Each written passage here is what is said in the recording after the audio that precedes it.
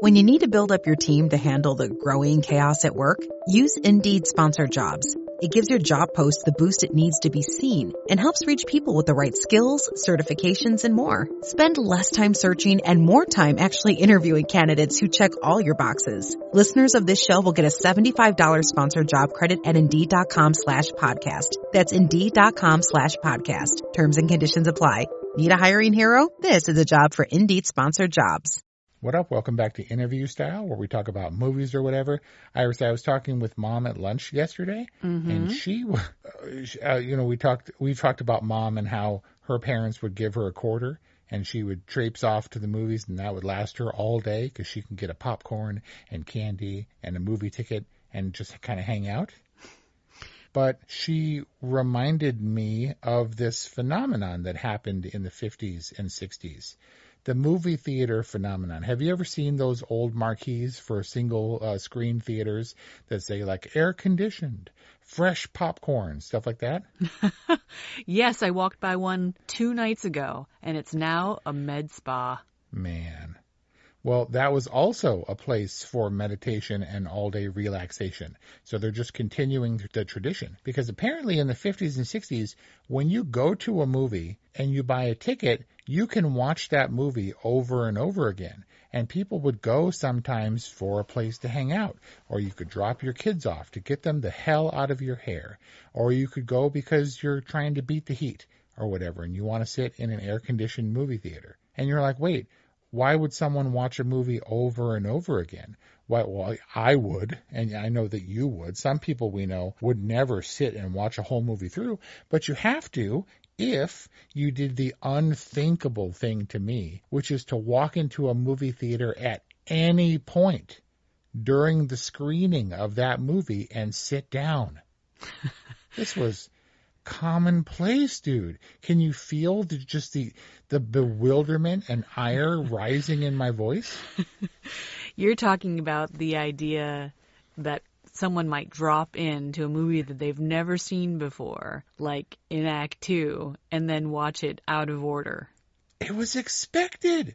People would walk in at the end of a movie, see how it ended, and would then sit through the rest of the movie and wait till it started again, and then get caught up. And that's why you would see it more than once. That must have been disruptive, too, for the people who, who are there watching the movie, to have people kind of coming and going.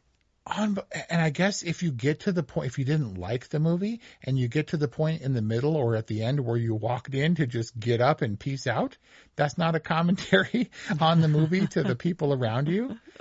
Oh, man. It blows my mind. Yes, movies had start times and they were listed. They weren't adhered to.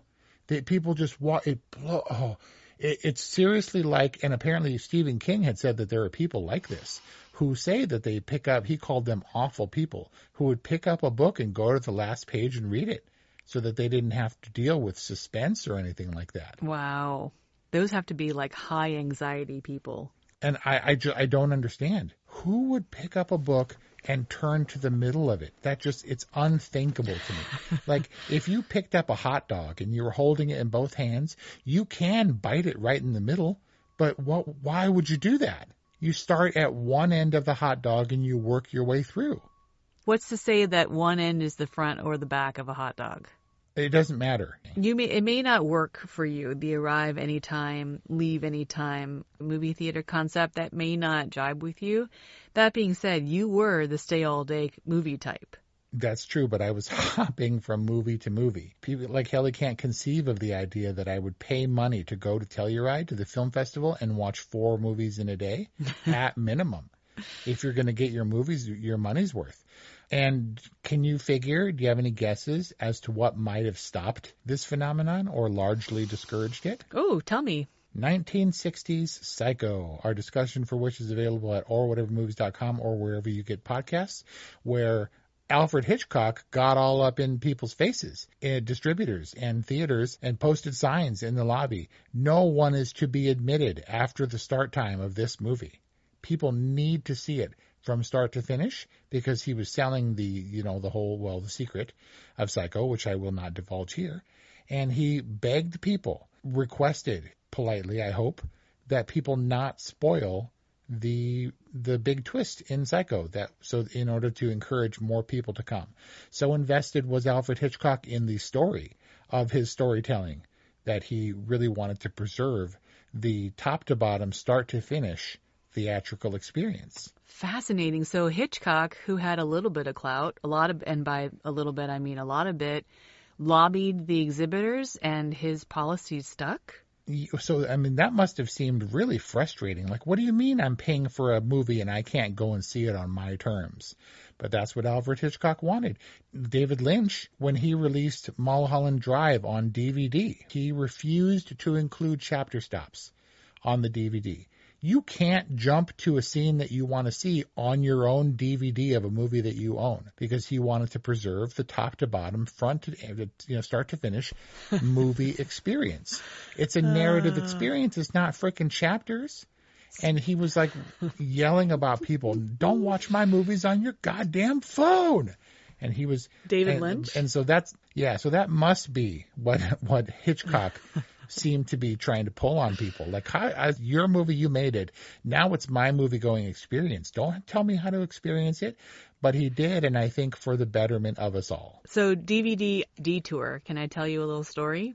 Go for it. Yesterday we went to the library, and I picked up my hold of the DVD of March of the Penguins, Oscar-winning documentary March of the Penguins, because it's not available to stream. The girls have already seen March of the Penguins. There's a sequel. Did you know that there's a sequel? The Return of the Penguins? the death slog through the ice of the penguins? It's called Revenant 2. I'm just kidding. It's on Hulu, March of the Penguins 2. The girls had already seen it, but they wanted to see the original. So I put a hold on the DVD. My hold arrived. I picked it up, and I showed Bean all excitedly, look what I got. And she was like, March of the Penguins. And she was so excited. And she said, can you read it to me now? And I was like, read it to you? This isn't a book. She's looking at the DVD cover, and she's like, what is it? And Plum was like, oh, back in the olden days, Bean, people used to take these circle things and put them in a machine to watch movies. And Bean was like, what? And she was so confused by this thing that she was holding in her hand. And I just died. And I felt so old. Yeah, you died of old age. Oh, so good.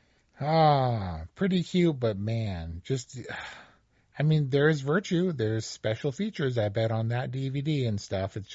But still, you went all the way to the public library to pick up a DVD. Shout out to the LA Public Library, dude. And the interlibrary loan system is awesome. I love the LAPL. Yeah, those aren't scratched or dirty discs Please at all. Sponsor us.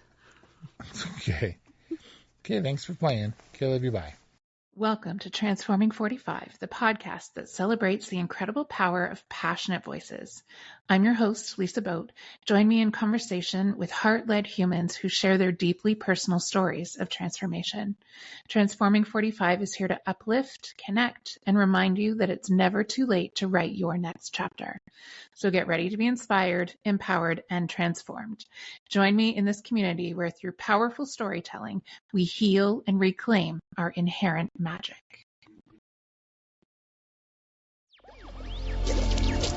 Electricast.